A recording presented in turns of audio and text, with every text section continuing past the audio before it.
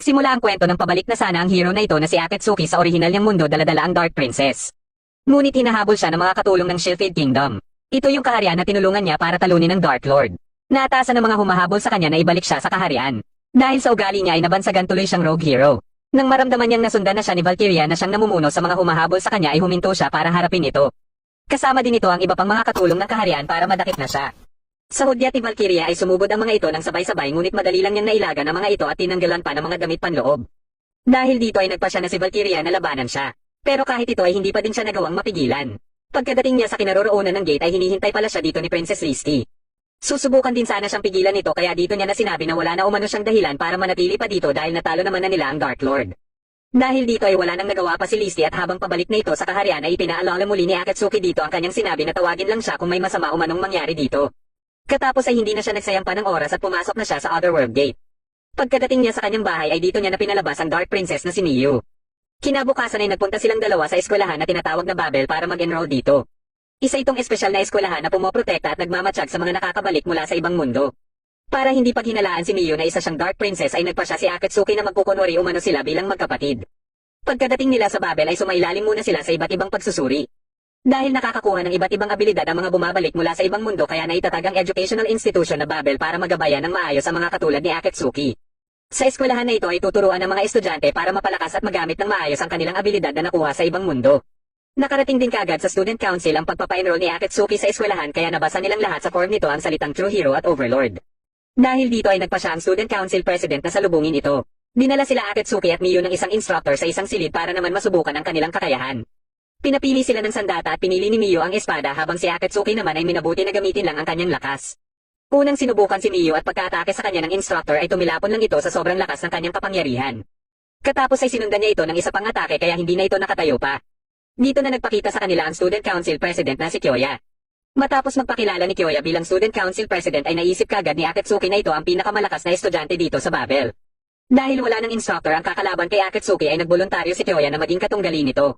Bigla itong umatake kay Miyu gamit ang Ice Pillar na mabilis namang nailigtas ni Akatsuki. Katapos ay hinamon nito si Akatsuki kung kaya ba nitong basagan ang Ice Pillar na nilikha nito. Tinanggap ito kaagad ni Akatsuki dahil tiwala siya sa kakayahan niya na mababasag niya ito. Pero may isang kondisyon siya na kung mabasag niya umano ito ay maglalaban silang dalawa ni Kyoya. Nang maghahanda na siya ay muli niyang naalala ang mga sinabi ng Dark Lord nung ipagkatiwala nito sa kanya si Miyu. Katapos ay dito niya na sinuntok ang Ice Pillar ng sobrang lakas na nagdahilan para mawasik niya ang sahig na kinatatayuan niya. Bagamat hindi nabasag ang Ice Pillar ay namangha si Kyoya sa lakas niya. Dahil dito ay binati sila nito na natapos na nila ang entrance examinations. Pagkalabas nila ng silid ay hinawakan ni Kyoya ang Ice Pillar na biglang nadurog. Naisip niya kaagad na sinadya itong hindi ipakita ni Akatsuki habang nandyan pa si Miyu dahil ang gusto nito ay maglaban sila ng buo nilang lakas. Katapos ay naisip niya din na parang gusto niya na din ang kapangyarihan ng True Hero. Kinabukasan ay nagsimula nang pumasok sila Akatsuki at Miyu. Pagkapasok nila ng kanilang silid ay pinagtitinginan sila ng kanilang mga kaklase. Pagkaupo ni Akatsuki ay nilapitan sila ng kaklase nilang babae na si Izumi. Nalaman nila mula dito na pinag-uusapan na pala silang dalawa sa buong eskwelahan. Ito ay dahil sa ginawa ni Miyu sa instructor at sa pag-endorso umano mismo ng Student Council President kay Akatsuki. Nalaman din nila na ang pagkakabilang nila kaagad sa Section B ay isang nakakamangha din dahil katulad kay Izumi at ibang kaklase nila ay pinagsumikapan pa nila na makarating sa section na ito mula sa Section A. Ilang sandali lang ay dumating dito ang isa nilang kaklase na si Onizuka at galit na galit dahil inupuan ni Akatsuki ang upuan nito. Wala itong kaalam-alam na bubugbugin lang pala siya ni Akatsuki. Dahil sa nakakaawa ng kalagayan nito ay lumabas na din si Miyu para pigilan si Akatsuki. Pagkalabas ni Izumi ay dito na dumating ang mga miyembro ng Disciplinary Committee. Dinala ng mga ito si Akatsuki sa Student Council Office. Ilang sandali lang ay dumating na dito ang ibang miyembro ng Student Council na sila Haruka, Minami at Ryuhei.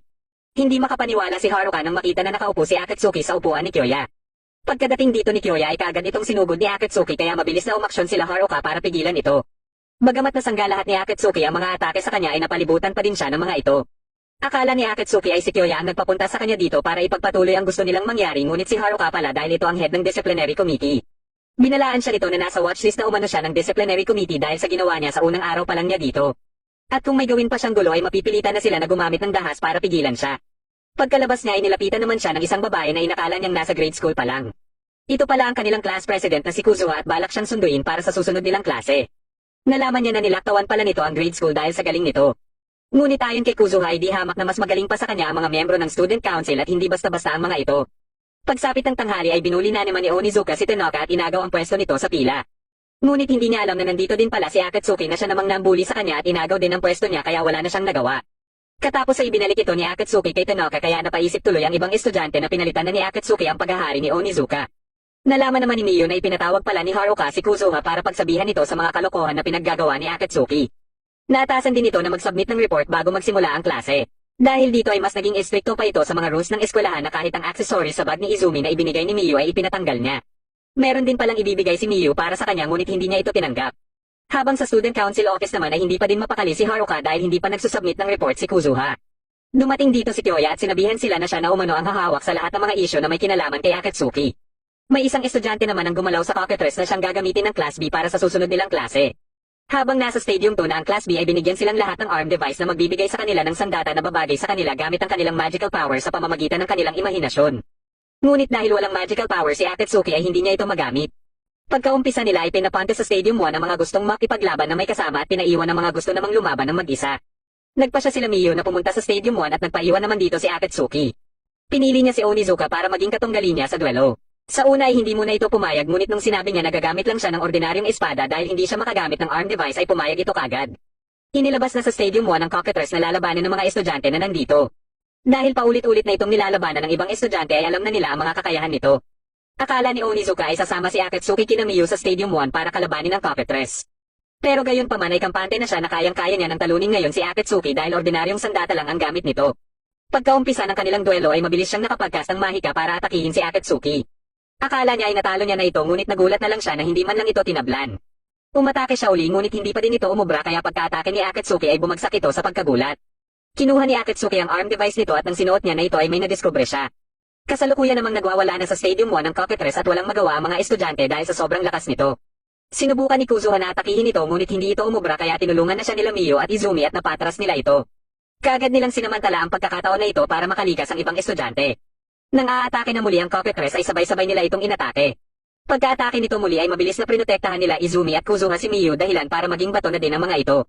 Nilabanan mag-isa ni Yumi ang cockatrice at dito na din biglang dumating si Akatsuki. Nagawa itong mapatras ni Akatsuki at gamit ang maraming arm device ay nakapagpalabas siya ng kanyang sandata. Pagka-atake ng cockatrice ay madali lang niya itong nasangga gamit ang sandata na ito. Pinagkukuha niya pala ang mga arm device ng ibang estudyante hanggang sa magkaroon na siya ng 7 nito dahil sa tingin niya ay sapat na ito para makapagpalabas siya ng kanyang sandata. Ginamit niya ang sandatang ito para maging daan na mailagay niya ang kanyang enerhiya sa cockatrice. Dahil dito ay matagumpay niyang natalo ang cockatrice at bumalik na din sa normal ang mga estudyante na naging bato. Katapos ay lumabas siya ng stadium at nakarating din kaagad sa student council office ang nangyari sa Stadium 1. Namangha naman si Ryuhei sa ginawa ni Akatsuki pero hindi ito sinang-ayunan ni Haruka dahil isa lang umanong cockatrice ang tinalo ni Akatsuki. Pinuntahan pala ni Akatsuki si Tanaka dahil alam niya na ito ang gumalaw sa stats ng cockatrice. At plano din ito na isisi kay Onizuka ang pangyayaring ito dahil si Onizuka ang huling gumamit ng master key ng stadium para maglinis bilang parusa sa ginawa nitong gulo nung isang araw. Bigla itong sumugod kay Akatsuki at nang mapatras si Akatsuki ay inilabas na nito ang kanyang sandata. Ngunit paulit-ulit lang siyang inatake ni Tanaka at sa sobrang bilis ng mga atake nito ay hindi niya ito mailagan. Hanggang sa maglaho na ang kanyang sandata at tuluyang bumagsak. Pero pagkalapit ni Tanaka sa kanya ay kagad naman niyang inilabas ang kanyang sandata dahil nagkunwari lang pala siya. Nagpa siya si Tanaka na atakihin na lang ang gusali ng Babel dahil may balak pala itong sirain ang Babel. Ito ay dahil gagawin lang umano silang mga kagamitan ng Babel para ipadala sa digmaan. Kahit alam niyang maraming inosenteng estudyante ang may dadamay sa gagawin niya ay wala pa din siyang pakialam dito. Ngunit bago pa man niya maumpisahan ang balak niyang gawin ay bigla siyang inatake ni Kyoya. Nagtaka si Akatsuki na pumunta dito si Kyoya kaya sinabi nito kay Akatsuki na pareho lang umano sila ng rason bakit pumunta sila sa silid na ito. Bagamat ayaw sana ni Kyoya na makialam sa labanan nila Akatsuki at Tanaka ay hindi umano niya hahayaan na magdulot si Tanaka ng pinsala sa Babel. Gusto din sana ni Akatsuki na labanan na si Kyoya ngunit mas uunahin niya muna umano ngayon ang kapakanan ni Miyu at ng mga kaibigan nito. Nang magkasalubong sila ni Miyu sa stadium ay bigla namang nahilo si Miyu at nawala ng malay. Pagsapit ng hapon katapos ng klase ay binisita ni Akatsuki si Miyu sa infirmary. Nang hinawakan ni Akatsuki ang balikat nito ay may pinsala pala ito dito. Kaya gamit ang tinatawag niyang vivification ay inactivate at instabilize nito ang internal energy ni Miyu para mas mapabilis ang abilidad ng katawan nito na magpagaling. Katapos ay dito na din naalala ni Miyu ang kanyang ama kaya hinikayat siya ni Akatsuki na ilabas ang totoo niyang nararamdaman at ibuhos ang kanyang galit dito bilang may salarin sa pagkakasawi ng kanyang ama. Isang araw habang nag-aalmusal sila ay nakita ni Akatsuki sa balita ang pagdating sa bansa ng isang miyembro ng Kakon kaya kagad siyang napatayo. Dahil sa ipinakitang reaksyon ni Akatsuki ay nabahala dito si Miyu kaya tinanong niya sila Izumi tungkol sa Kakon. Ayon kay Kuzuha ito ang Children of Crossover Other Nations at bawat miyembro nito ay mas malakas pa sa buong hukbo ng bansa na nire-representa nila. Nagsagawa ng unofficial meeting ang mga miyembro nito para pag-usapan ang pagdating ng True Hero o ni Akatsuki. Isa pala sa miyembro ng Kakon ay si Kyoya at sinabi niya sa iba na nakita niya na ang ilang kakayahan ni Akatsuki ngunit hindi pa ang buong kapangyarihan nito. Sa ngayon ay inoobserbahan pa niya ito kung karapat-dapat ba itong sumali sa kanila o hindi. Habang nasa rooftop si Akatsuki ay muli niyang inalala ang nakita niya sa balita kaninang umaga. Ilang sandali lang ay may dumating dito na isa ding estudyante. Pagkalapit nito kay Akatsuki ay dito na nito nakilala si Akatsuki. Makikipagkamay sana ito para magpakilala ngunit bigla itong sumuntok na nagawa namang masangga ni Akatsuki. Dito na sila naglaban at nagpalitan ng mga atake hanggang sa magawa ni Akatsuki na mapabagsak ito. Susundan pa sana ito ng atake ni Akatsuki kaya kaagad na siyang pinigilan ito. Dahil dito ay tinulungan na lang itong itayo ni Akatsuki at may mga binanggit ito na hindi naintindihan ni Akatsuki. Katapos ay niyaya din ito si Akatsuki na magkita umano sila sa Lunes at dito na din ito nagpakilalang si Motoharu mula sa Class A. Pagsapit ng Lunes ay sa araw din na ito gaganapin ang unang araw ng summit meeting ng Kakon sa Metro Hotel kaya napakahigpit ng seguridad dito. Nandito din si Kyoya at bilang representative ng Japan Babel ay abala ito para masigurado ang kaayusan sa gaganaping summit meeting. May mga nakalaban pala ito sa restroom ng mga terorista na gustong magprotesta sa summit meeting. Kasalukuyan namang isinasagawa ang exam sa Babel para sa Japanese history. Habang hirap na hirap sila Miyu sa exam ay napansin ng instructor si Akatsuki na natutulog lang. Nang tiningnan nito ang test paper ni Akatsuki ay nagulat siya na puro tama ang sagot nito. Katapos ng klase ay dinala na ni Motoharu si Akatsuki sa lugar na sinasabi nito. Ilang sandali lang ay nagulat si Akatsuki nang makita ang racetrack. Katapos ay pinuntahan nila ang tao na gustong ipakilala ni Motoharu sa kanya at ito pala ay si Professor Kabuta. Gusto ni Motoharu na ipasubok din kay Akatsuki ang Sleipnir ngunit tumanggi dito si Kabuta dahil baka masaktan lang din si Akatsuki katulad ng nangyari kay Motoharu. Nilapitan ni Akatsuki ang Sleipnir at pagkatanggal niya ng takip nito ay naglabas ito ng napakalakas na kuryente dahilan para tumilapon siya. Isa pala itong spirit-powered motorbike na nilikha mula sa Oracle Chem. Ayon naman kay Motoharu ay parang pumipili ito ng karapat-dapat lang na pwedeng sumakay dito. Dagdag pa ni Kabuta na isang babala lang ang ginawa nito kay Akatsuki at kung umulit pa si Akatsuki na humawak dito ay siguradong mas malala pa ang sasapitin niya. Dito na din nabanggit ni Kabuta na ang amalang umano ni Akatsuki ang may kakayahan para hawakan ito. Matapos itong marinig ni Akatsuki ay hindi niya akalain na kilala pala ni Kabuta ang kanyang ama na si Goki. Kaya nang mapagtanto niya na hindi tumatanggap ang Sleipnir ng mas mababang level pa sa kanyang ama ay naging interesado na siya na subukan ito para ipakita na mas malakas pa siya sa kanyang ama. Tiningnan naman ni Haruka kung ano ang sanhi ng inirereklamong ingay ng mga kalapit na gusali at nagulat siya nang makita si Akatsuki na nakasakay sa Sleipnir. Nang matapos na itong subukan ni Akatsuki ay kaagad din siyang nilapitan ni Haruka para isama siya sa Student Services Office. Lumapit sa kanila si Kabuta para akuin ang reklamo ni Haruka kay Akatsuki. Katapos ay sinabihan din ito si Akatsuki na sa kanya na umano ang Sleipnir at pwede niya na itong dalhin pag-uwi. Kaya sinabi din ni Haruka na dadalhin din niya ang Sleipnir bilang ebidensya at nang hinawakan niya ito ay natanggalan tuloy siya ng damit. Bigla naman siyang tinawagan para sa isang operasyon at dito na ipinahiram sa kanya ni Akatsuki ang uniforme nito. Katapos niyang mangako na ibabalik niya din kaagad ang uniforme ay mabilis siyang umalis. Pupuntahan pala nila ang mga terorista na nagpakilalang Crimson Twilight dahil sa pangho-hostage ng mga ito sa isang gusali. Gusto ng mga ito na ipatigil ang summit meeting at pakawalan ng kanilang mga kasamahan na nahuli ni Kyoya kaninang umaga. Kasama sila Minami at Ryuhei ay una nilang pinatulog ang mga kalaban na nakabantay sa rooftop. Nang makapasok na sila sa silid kung saan tinipon ang mga hostage ay lumika si Minami ng barrier para sa mga hostage at mabilis nilang inatake ang mga kalaban. Kaagad nilang natalo ang mga ito ngunit may isa palang nakaligtas at ginawa namang hostage ang isang bata.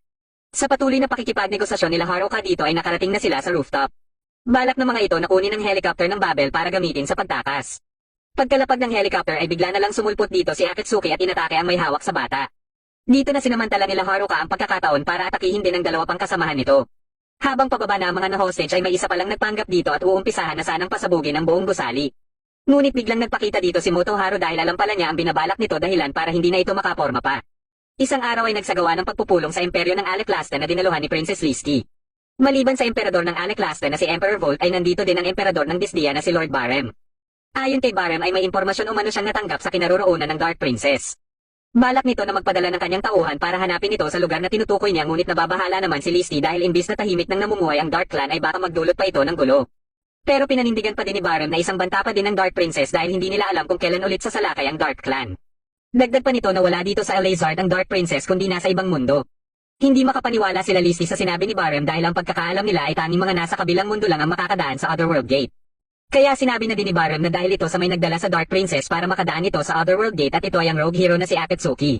Dinala sila Listy ni Barem sa Disdia para ipakilala sa kanila si Phil na siyang ipapadala nito dahil galing din umano ito sa mundo nila Akatsuki. Misyon ni Phil sa kabilang mundo na hanapin at ibalik dito sa Elazard si Miyu. Pero bago umalis si Phil ay gusto muna ni Zex na subukan ang kakayahan nito. Pumayag naman si Phil sa gusto ni Zex pero sa mga kawal ng Disdia niya ginamit ang kanyang kakayahan para makita ito ni Zex. Pero kung hindi pa umano ito sapat kay Zex ay handa siyang makipaglaban ngunit agad silang pinigilan ni Barem. Dahil dito ay nagpatuloy na siya para pumunta sa kabilang mundo. Samantala sa Babel naman ay gaganapin na ang rank match examination ng lahat ng mga estudyante. Binalaan ni Motoharu si Akatsuki dahil sigurado umanong maraming estudyante ang gusto siyang talunin para makilala din ng mga ito sa Babel. Pero mas nasabik lang dito si Akatsuki dahil kung matalo niya ang mga ito ay siguradong aangat na siya papuntang Class A. Katapos ay nalaman din niya na pwede niyang makaharap sa ranking match examination ang Student Council pero ayon kay Motoharo ay sa ikalawang araw pa sasali ang mga ito. Ilang sandali lang ay dumating din dito ang mga miyembro ng Student Council.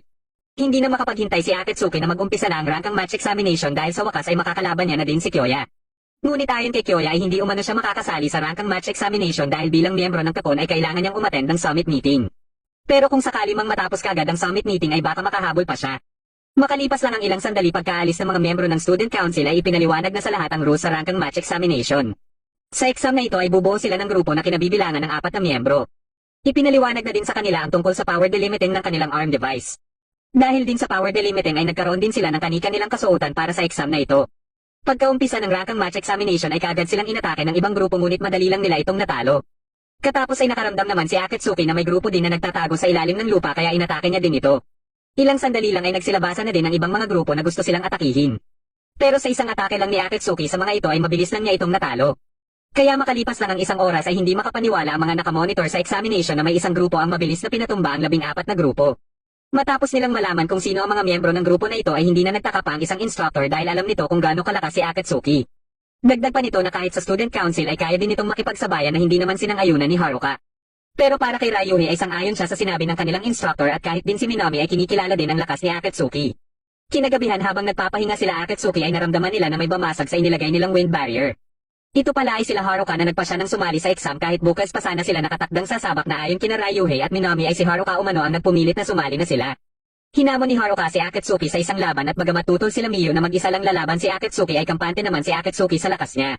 Nang makalayo sila ay lumikha si Ryuhei ng barrier para walang makarinig sa kanila. Nang maglabas na ng sandata si Akatsuki ay sinabihan ni Haruka sila Ryuhei at Minami na siya lang umanong mag-isa ang haharap kay Akatsuki.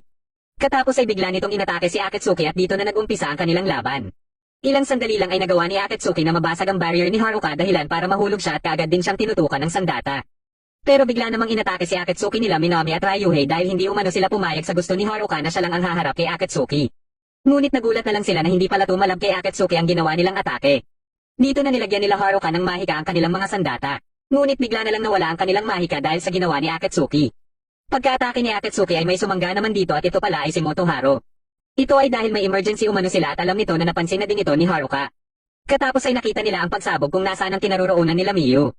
Dahil dito ay mabilis na kumilo si Akatsuki para pumunta dito. Ilang minuto ang nakakaraan habang nag-uusap-usap sila Miyu ay dumating dito si Phil. Nang makita ni Miyu ang badge nito ay nalaman niya kaagad na isa itong Disdia Paladin. Kaya nang makarating dito sila Akatsuki ay wala na dito ang tatlo. Pero may naramdaman si Akatsuki na enerhiya at nang sinuntok niya ang isang puno ay nakita nila sila Izumi at Kuzuha. Ayon kay Kuzuha na tumakbo umano si Miyu palayo para mailayo sa kanila ang lalaki na umatake sa kanila. Dagdag pa nito na parang galing din ito sa mundo na pinanggalingan nila at tinawag din ito ni Miyu na Disdia Paladin. Matapos patibayin ni Akatsuki ang daloy ng internal energy nila Izumi at Kuzuha ay nakiusap siya kay Haruka na dalhin kaagad ang mga ito sa ICU. Katapos ay nakiusap din siya kay Minami at Ryuhei na ilikas ang ibang estudyante papunta sa kanilang base camp. Dahil mag-isang susundan ni Akatsuki sila Miyu at ang kalaban ay hindi sumang-ayon dito si Haruka dahil sa panganib na pwedeng pupuntahan nito ngunit muling ipinaalala ni Akatsuki sa kanila kung gaano siya kalakas. Habang patuloy pa din ang paghabol ni Phil kay Miyu ay bigla namang hinaranda ni Onizuka si Phil. Inatake ito ni Onizuka gamit din ang teknik na ginamit niya kay Akatsuki ngunit hindi din ito umubra kay Phil. Biglang umatake si Phil ngunit isa lang palang clone ni Onizuka ang inatake niya. Gamit ang marami nitong clone ay sabay-sabay niya itong pinaatake kay Phil pero hindi man lang nagalusan si Phil kaya nakaganti ito kaagad sa kanya dahilan para tuluyan na siyang matalo. Nang magkamalay siya ay nakita niya si Akatsuki na inaayos din ang daloy ng internal energy sa kanyang katawan. Dahil alam ni Akatsuki na kanina pa siya sinusundan ni Motoharo ay inutusan niya na lang ito na dalhin si Onizuka sa ICU at katapos ay kaagad din siyang nagpatuloy sa pagsunod kina Miyu. Nang maabutan na ni Phil si Miyu ay nagpakilala ito muli at sinabi din ito ang kanyang misyon ay balik sa Elazard si Miyu dahil siya umano ang bagong hero. Umatake dito si Miyu ngunit madali lang itong nasangga ni Phil at katapos ay gumanti ito ng suntok sa tiyan. Dito na din sinabi ni Phil na ilalagay umano nila sa public execution si Miyu para magkaroon na ng kapayapaan sa Elazard. Ngunit alam pala ni Miyu na dadakpin lang siyang buhay pa para mapilitang lumabas ang mga miyembro ng Dark Clan at sa pamamagitan nito ay magagawa na nila Phil ang tunay nilang pinaplano na lipulin ang buong Dark Clan. Dahil dito ay naisip na lang ni Miyu na magpatiwakal pero nalaman kaagad ni Phil ang kanyang pinaplano kaya binalaan siya nito na kung gagawin niya umano ito ay babalikan nito sila Izumi para iligpit. Dahil dito ay napaluhan na lang siya at dito na dumating si Akatsuki. Sa galit ni Akatsuki na pinaiyak ni Phil si Miyu ay kaagad nitong inatake si Phil dahilan para mapatras ito.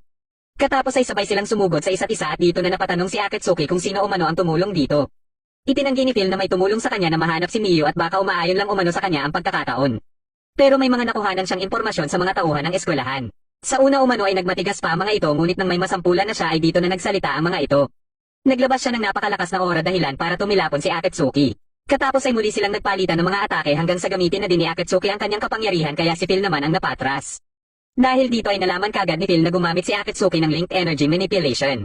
Kaya dito na din sinabi ni Akatsuki na gamit ang kanyang linked energy manipulation ay nakakagawa din siya ng anti-magic barrier. Katapos ay lumikha siya ng energy bomb at nang inihagis niya ito kay Phil ay sinubukan pa ni Phil na sanggain ito gamit din ng anti-magic barrier ngunit tumagos lang ito. Pagkabangon ni Phil ay dito na din ito sinabi kay Akatsuki ang ginawa niya sa libingan ng dating hero na si Leon kaya siguradong masama umano ang pakiramdam ngayon ni Listy. At sigurado ding alam na ng mga ito na siya ang may kagagawan nun. Pero kung mailigpit niya si Akatsuki at maibabalik din sa Elazard si Miyu ay siguradong kikilalanin pa din siyang hero ng mga tao dito. Matapos marinig ni Akatsuki ang mga sinabi ni Phil ay kagad niya itong sinuntok. Pagkabangon nito ay ginawa na nitong hostage si Miyu kaya wala nang nagawa si Akatsuki kundi bitawan ang kanyang espada. Katapos ay pinatanggal nito ang isang arm device dahilan para maglaho na din ang espada. Biglang natawa si Akatsuki dahil napagtanto niya na naiinggit lang pala sa kanya si Phil. Dahil napikan si Phil sa sinabi ni Akatsuki ay bigla itong umatake ngunit nasanggalang ito ni Akatsuki. Dito na binugbog ni Akatsuki si Phil hanggang sa gumamit siya ng napakalakas niyang atake na nagdahilan para hindi na makabangon pa si Phil. Bigla namang nagtatakbo palayo si Miyu kaya kagad din itong sinundan ni Akatsuki. Nang makarating ito sa talon ay dito na nito sinabi kay Akatsuki ang mga iniisip nito. At dahil ayaw niyang may madamay pang ibang mga tao at wala na din naman siyang pupuntahan ay pinili niyang wakasan na lang ang kanyang buhay kaya tumalon ito. Ngunit kagad lang din siyang iniligtas ni Akatsuki. Nang makaahon na sila ay pinagalitan siya kagad ni Akatsuki at dito na din ito sinabi ang pangarap umano ng Dark Lord o ng kanyang ama na mabigyan siya ng mapayapang pamumuhay. Nakipaglaban umano ito hanggang sa abot ng makakaya nito ngunit dahil hindi nito kinaya na matalo si Akatsuki ay ipinaza na lang nito kay Akatsuki ang pangarap nito para sa kanyang anak. Kaya para kay Akatsuki ay hindi katanggap-tanggap ang gagawin niyang pagsuko sa buhay at magpatiwakal na lang. Dahil sa mga sinabi ni Akatsuki ay naibalik nito ang lakas ng loob ni Miyu. Babalik na sana sila sa base camp ngunit bigla namang dumating dito si Phil. Hindi makapaniwala si Phil na nagagawa pa din ni Akatsuki na makatayo kahit may laso na kumakalat sa buong katawan nito. At hindi din makapaniwala si Akatsuki na nakabangon pa si Phil matapos ang ginawa niyang pag-atake. Kaya dito na ipinakita ni Phil ang totoo nitong kapangyarihan dahil ito umano ang dahilan bakit siya nakabangon muli. Biglang nakarinig ng ingay sila Haruka at nakita nila sa di kalayuan ng isang dragon. Nagtransform pala si Phil bilang isang Zoak at hindi makapaniwala sila Akatsuki na nagawa nitong makipag-isa sa Elazar Dragon. Dahil alam ni Miyu na hindi pa nakaka-recover si Akatsuki mula sa lason ay nagpa siya ito na maging pain muna hanggang sa maka-recover na si Akatsuki. Ayaw sanang pumayag dito ni Akatsuki ngunit dahil nanghihina na din siya ay wala na siyang nagawa pa. Nagsimula ng atakihin ni Miyu si Phil at katapos ay nagpahabol ito para mailayo muna kay Akatsuki. Nakarating na din kinakabuta ang balita tungkol sa dragon. Dahil nalaman na din niya na si Akatsuki ang humarap sa kalaban ay naisip niyang ipadala ang Sleipnir. Matapos namang maka-recover ni Kuzuha ay nagpa siya na din itong tulungan sila Miyu. Nakita niya sa daan si Akatsuki kaya nalaman niya din kaagad ang sitwasyon. Ilang sandali lang ay dumating din dito si Izumi na nakaka-recover lang mula sa pinsalang natamo nito. Dahil dito ay magsasabay na lang sila para sundan si Miyu at mabigyan pa ng mahaba-habang oras si Akatsuki na maka-recover. Hiningi ni Kuzuha ang eksaktong oras na kakailanganin pa ni Akatsuki dahil gagawin umano nila ang lahat para tumagal sa laban. Nakarating sila Miyu sa Urban Training District at habang patuloy ang ginagawa niyang pakikipaglaban kay Phil ay nagawa nito na mapuruhan siya. Pagka-atake nito sa kanya ay dumating naman dito si Haruka para iligtas siya. Hindi makapaniwala si Haruka na iniwan lang umano siya ni Akatsuki kaya sinabi niya dito ang totoong kalagayan ni Akatsuki at binibigyan niya lang ito ng oras para mag-recover. Nandito din pala sila Ryuhei at Minami para tumulong na labanan si Phil. Pinagtulong-tulungan nila na atakihin ito ngunit hindi umuubra dito ang kanilang mga sandata. Matapos ang ginawang pag-atake dito ni Miyu ay dito na din dumating sila Kuzuha at Izumi. Inatake ni Izumi si Phil at akala ni Miyu ay hindi ito tumalab ngunit ilang sandali lang ay lumikha ng sunod-sunod na pagsabog ang ginawang atake ni Izumi. Dito na din sinabi ni Kuzuha na kailangan lang umano nila ng 30 minuto pa para makumpleto na ang pagpapagaling ni Akatsuki. Sa pagpapatuloy na pakikipaglaban nila Haruka kay Phil ay tinulungan na din siya ni Izumi. Katapos ay lumikha naman ng golem sila Minami at Kuzuha na pinagsanib nila para daganan si Phil. Sinundan nito kaagad ng atake ni Ryuhei at nagpasya naman si Miyu na gamitin na ang teknik na natutunan niya sa kanyang ama. Matapos niya itong gamitin kay Phil ay dito niya na napagtanto na may patibong palang inihanda si Phil. Kaya matapos niya itong may paalam sa iba ay bigla na lang may sumabog sa kinaroroonan nila. Pagkabangon niya ay nakita niya sila Izumi at Kuzuha na nakahandusay na. Balak pa niya sanang umatake muli ngunit dahil kinukonsensya siya ni Phil na siya lang umano ang dahilan bakit napapahamak ang kanyang mga kaibigan at mahal sa buhay ay pinili niya na lang na sumama na dito pabalik ng Elazard. Dahil dito ay kagad siyang kinuha ni Phil at nang babalik na sana sila sa Elazard ay bigla namang may nagputol sa galamay ni Phil. Ito pala ay kagagawa ni Akatsuki na nakasakay sa Sleipnir. Nang makababa sila ay inatasan nito si Miyu na ilikas ang iba dahil siya na umano ang bahala kay Phil. Pagka-atake ni Phil ay walang kahirap-hirap niya lang itong nasangga. Pagka-atake naman niya ay naapektuhan naman ng Zarx Poison ang espada niya. Binitawan niya muna ito para suntukin si Phil at katapos ay inatake niya ito muli ng sunod-sunod gamit ang kanyang espada. Pero pagkahinto niya ay bigla naman siyang ginantihan nito. Katapos ay ito naman ang umatake sa kanya ng sunod-sunod. Nang lalapit na ito sa kanya, inatake niya ito gamit ang kanyang espada at nagawa niya itong mapabagsak. Pagkabangon nito ay dito na nito naramdaman ang epekto ng mga ginawang atake ni Akatsuki. Ito pala ay dahil sa enerhiya ni Akatsuki na nagawang makapasok sa katawan ni Phil. Bigla na naman itong nagpasabog pero buti na lang ay nagawa ni Akatsuki na maprotektahan sila Miyu. Nang binunot niya ang kanyang espada ay nadurog na ito at nasira din ang isa niyang arm device. Pero hindi ito magiging hadlang sa kanya para talunin si Phil kaya nagpa siya si Miyu na ibigay ang arm device nito sa kanya. Bigla namang bumangon si Haruka at akala ni Akatsuki ay pipigilan siya nito ngunit ibibigay din pala nito sa kanya ang arm device nito. Habang papalapit sa kanila si Phil ay inunahan nito kaagad ang atake ni Akatsuki. Mabilis namang gumanti si Phil ngunit nagawa itong masangga ni Akatsuki gamit ang bago niyang sandata. Pagka-atake muli ni Phil ay sinubukan ulit itong sanggain ni Akatsuki ngunit nanaig dito ang atake ni Phil. Nang maghahanda na ulit sa pag-atake si Phil ay mabilis na sinuot ni Akatsuki ang isa pang arm device kaya nagkaroon na naman siya ng panibagong sandata. Gamit ang sandata na ito ay nagawa niyang malampasan ang ginawang atake ni Phil at dahil dito ay nagawa niya itong mahati na kaagad ding sumabog. Nang makita nila Miyu si Akatsuki ay mabilis namang lumapit dito si Miyu. Pinanood naman ng mga miyembro ng Kakon ang naging laban nila Akatsuki at Phil. May iba sa mga ito ang napamangha sa ginawa ni Akatsuki na talunin ng isang higher life form. Katapos ay napag-usapan din ng mga ito ang kanilang mga plano kabilang na ang Project Y. Nasali din sa usapan ng Crimson Twilight na ayon sa pinuno ng mga ito ay pwede umano nilang iligpit na basta wag lang umano nilang gagalawin ang founder nito dahil siya na ang bahala dito. Katapos ng kanilang pagpupulong ay tinanong si Kyoya ni Michael kung bakit hindi umano siyang nakipaglaban sa dragon dahil sa lakas nito ay posibleng masira kaagad ang Babel kung direkta itong tamaan at siguradong ikakasira ito ng kanilang plano. Dagdag pa nito na dapat unahin palagi ang kapakanan ng Project Y at lahat ng sakripisyo ay may katwiran. Kaya dito na din natanong ni Kyoya kay Michael kung isa ba sa mga sakripisyo na ito ang kanyang kapatid. Habang iniisip ni Akatsuki ang hindi matuloy-tuloy na laban nila ni Kyoya ay sinabihan siya ni Motoharu na hinahanap umano siya ni Haruka. Katapos ay nabanggit din ito ang tungkol sa resulta ng rank match examination kung saan napapabilang na umano siya kasama ang iba niyang kagrupo sa Class A. Dito na din nabanggit ni Akatsuki ang tungkol sa kadena na napansin umano niya kay Phil kaya hindi ito nakagalaw at sigurado siyang kagagawa nito ni Motoharu. Hindi akalain ni Motoharu na mapapansin din pala yun ni Akatsuki. Pagkaalis ni Motoharu ay tinawagan ito ng kanilang captain. Inireport ni Motoharu ang ginawa ni Akatsuki sa Dragon pero parang hindi niya ito nakikita na sasali sa kanilang grupo. Ngunit gayon pa man ay inatasan pa din siya na ipagpatuloy ang pagmamatsyag kay Akatsuki. Matapos malaman ni Listy na nakipagkasundo si Phil sa Zoak ay kaagad nitong kinumpronta si Barem. Ngunit nanindigan pa din si Barem na tama lang ang naging desisyon niya dahil anak ng dating Dark Lord ang kanilang kalaban. At kung makabalik man si Phil kasama ang Dark Princess ay wala nang magdududa na isa ding hero si Phil. Bigla namang dumating dito sila Zex para ipaalam sa kanila ang balita tungkol sa Black Mountain kung saan nag-umpisa ng maglaban-laban dito ang mga Dark Beasts. Naniniwala ang mga eksperto na dahil ito sa nasawi na ang Mountain's Master na si Zoak. Dahil dito ay hindi makapaniwala si Barem sa kanyang mga narinig. Pero may isa pang ibinalita si Zex at ito ay ang pagkakaubos din ng pinagsamang hukbo ng Shilfid at Disdia na nakatalaga sa border. Ngunit ayon sa impormasyon ay kagagawan umano ito ng Dark Clan ay kinagulat naman ni Listy. Dahil dito ay naghanda na naman ang Shilfid sa posibleng pag-atake ng Dark Clan at dahil kailangan na ni Listy si Akatsuki ay naramdaman din ito kaagad ni Akatsuki. Pagka-uwi nila inimbitahan nila sila Izumi at Kuzuha at dito na sinabi ni Miyu ang lahat tungkol sa kanya kaya ganun umano ang mga nangyari habang nasa rangkang match examination sila. Naintindihan naman kaagad ng dalawa si Miyu at katapos ay sinabi na din ni Akatsuki ang plano niyang bumalik ng Alazar dahil nararamdaman niyang may kaguluhan na nagaganap dito. Dahil dito ay nagpasya din si Miyu na sumama sa kanya at kahit sila Izumi at Kuzuha ay gusto ding sumama. Nasa tapat ng bahay naman si Haruka ngunit nahihiya ito kay Akatsuki. Biglang dumating dito si Motoharu kaya sinabi na nito na natasan umano siya ni Professor Kabuta para ibigay kay Akatsuki ang isang bagay. Nakita nila sa taas ang liwanag at may hinala sila na isa itong dimensional shift kaya dali-dali silang pumasok ng bahay.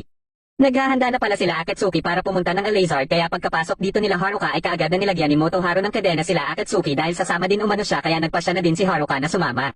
Dito na nagtatapos ang huling episode ng Aesthetica of a Rogue Hero.